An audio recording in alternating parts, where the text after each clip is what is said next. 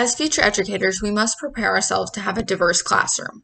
We will have students in our classroom with disabilities, and this may include students with traumatic brain injuries. In the fall of 2011, approximately 26,000 students were enrolled in special education for traumatic brain injury. Knowing this, here are some important accommodations and modifications to consider when teaching a student with TBI. Repetition and clarification are essential for students with TBI. Reports show that these students often find themselves struggling to recall information even moments after it has been covered.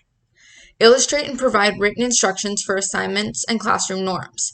This will help the student remain aware of what is expected and how to complete the tasks you have assigned. Providing your students with notes and the vocabulary terms and definitions, as well as recording your lectures, will increase the likelihood of the child retaining the information at hand.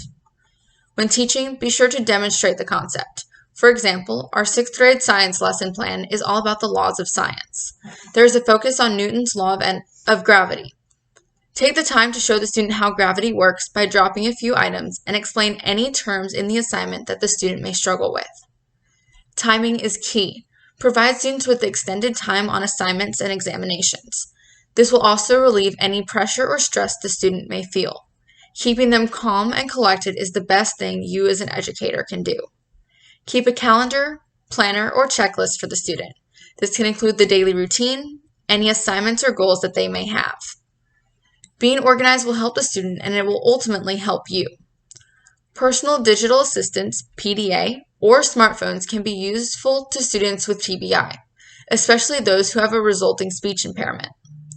Be understanding when the student feels fatigued, as this is a lasting symptom of TBI. Provide the student with breaks and organize work by how much cognitive ability it requires. Lastly, keep in touch with the student's family. This has been found to be important to their overall success. In regards to the classroom environment, you can minimize unneeded auditory and visual stimulation by using dividers or other blocking aids, giving the student a more private and personal learning experience. This way, they don't have to worry about distractions. Provide preferential seating, which is often near the front of the classroom. This has been found where students with TBI will learn best is sitting in front of the classroom, right in front of the teacher, in front of the instruction directly. Provide small group instruction instead of doing big classroom where there are extra distractions. Having small group will allow the student to get that one-on-one feeling. Limit the number of changes the student must make by organizing their day accordingly. Whether this is moving classrooms or moving different studying materials, make it so that the student has only a limited number of changes and they can be consistent in their day.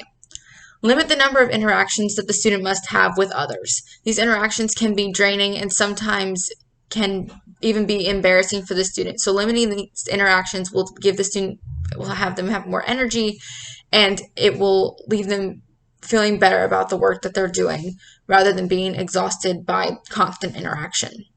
And then providing the student with an area to store their supplies that is different from their workstation. This way their workstation is clean, neat, orderly, and organized, and they can work best there.